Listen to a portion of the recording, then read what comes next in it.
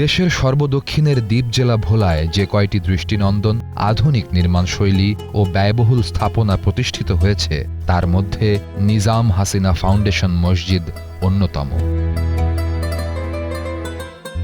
ভোলায় নির্মিত দক্ষিণাঞ্চলের অত্যাধুনিক দৃষ্টিনন্দন নিজাম হাসিনা ফাউন্ডেশন মসজিদে একসাথে ২,০০০ মুসল্লি নামাজ আদায় করতে পারেন।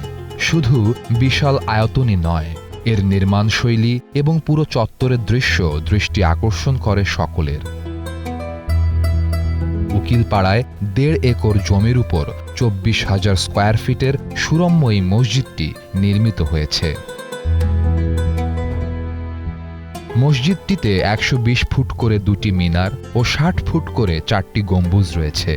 মার্বেল পাথরের পিলার সহ বিভিন্ন দামি পাথর, টাইলস এবং অন্যান্য উপকরণগুলো বিশ্বের বিভিন্ন দেশ থেকে সংগ্রহ করা।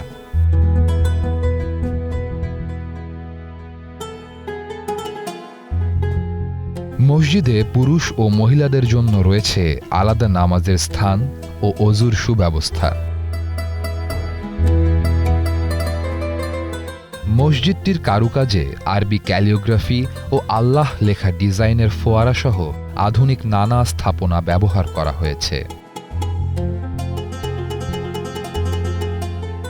খতিব, ইমাম এবং মুয়াজ্জিনের থাকার জন্য রয়েছে ২টি কক্ষ।